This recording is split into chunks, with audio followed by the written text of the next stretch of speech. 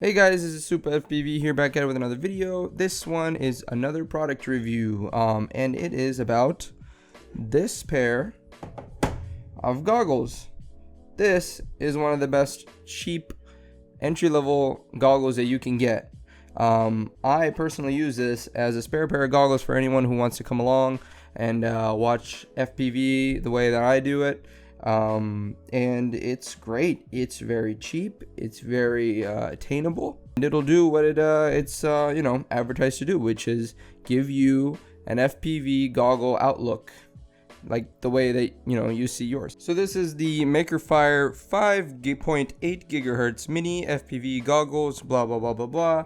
There's a whole long, huge name on Amazon. Click the link in the description below if you want to actually see the name and if you ever actually want to purchase something like this. So what exactly comes inside of your Makerfire 5.8 GHz mini FPV goggles?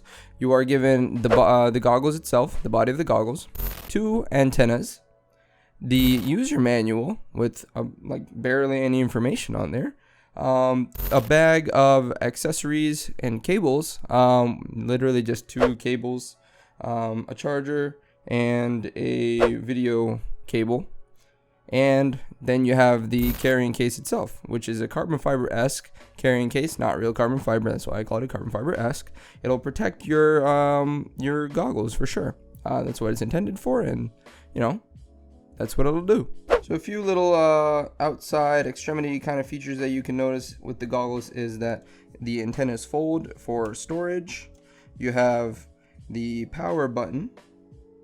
And also a menu button. You have your search button, band search, channel search. So this one goes like channel bands up and down, up. It actually only goes up. Actually, it does not go down. And then you have your channel up. It's literally only channel up. No channel downs. So this would be specific channels. Then you have your AV input right around here. You have your battery LED. So it'll flash different colored lights depending on how much battery you have left. And then you have your screen, which is like so. The bottom has just 2 screws, side, and front has a big Makerfire logo on it. That's all it for the extremities. Oh, and this is the USB port to charge your goggles. Now, who are these goggles actually meant for? These are meant for beginners. Like actual beginners, because these goggles are nothing fancy. They'll get you in the air, you'll be able to see where you're going, and that's about it. There's no diopters or dials or anything to fix whether your eyes are too far apart or too close together. There's no attachments that you can put into the screen if you have prescription glasses or anything. There's no not many brightness changing options. I'll run through the menu, but there isn't that many options there. The field of view is quite narrow in my opinion compared to other box goggles I've tried. As I said in the beginning, I use this for a secondary pair of goggles for other viewers to watch what I'm doing with the drone. So if you're a beginner, all right, if you're a beginner, or if you want an extra pair of goggles to show someone what FPV is all about, or if you have children whose heads are relatively small and they want to see if they want to get into droning, this is actually pretty good. If you're not in one of those categories, I would recommend going with the EV800Ds, which are true diversity and will only just be a few more bucks. I think like $30 more, but you get a better pair of goggles. But these are cheap and meant for like I said, just run-of-the-mill use, nothing fancy. So a couple of key specs. They have 2 antennas. They have a built-in 3.7 volt 1200 milliamp hour battery. It supports a key search frequency, and it has race band, 40 channel auto searching, real-time video return, 5.8 GHz FPV receiver. That's actually literally what it just says on the user manual. I'm literally reading off of this because these are normal specs that pretty much everyone knows. It is 13.5 centimeters across and 13.2 centimeters down, with 6.5 centimeters this way.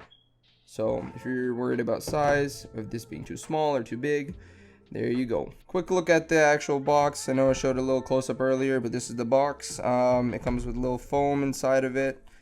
You can take it off, but I wouldn't take it off because I think it's kind of like sort of low-key glued into it, but I mean, it'll come off if you want it to come off.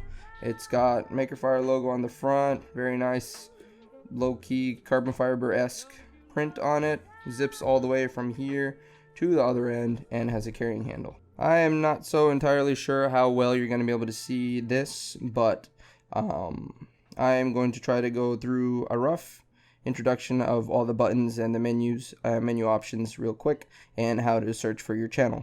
So I'm going to go into the menu by clicking this menu button right here, which pops us into a menu, and then from the menu I can click the menu button again to move into different options.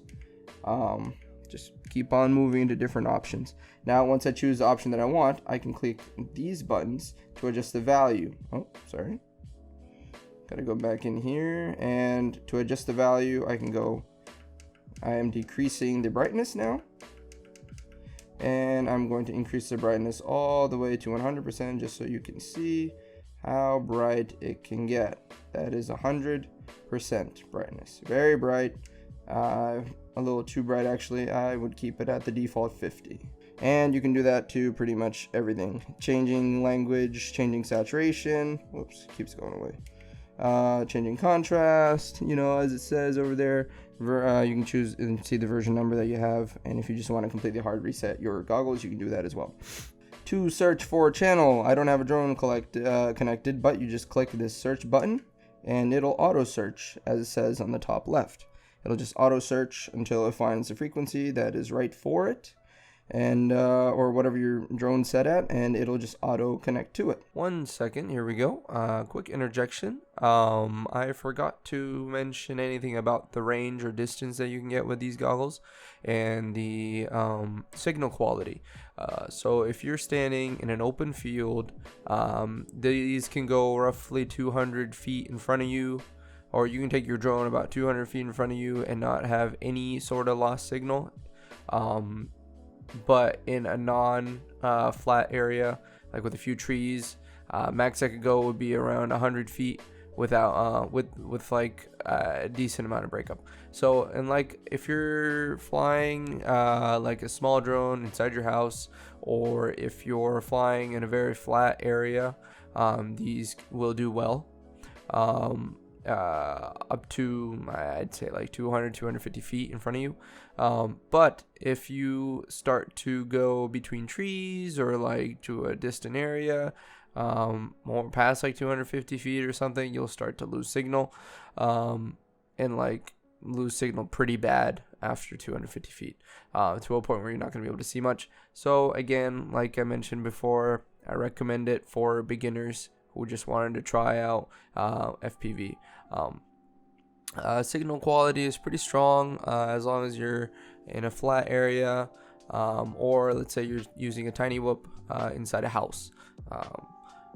Those are both pretty good conditions to use these goggles in, as well as if you're like in a small park, that's great.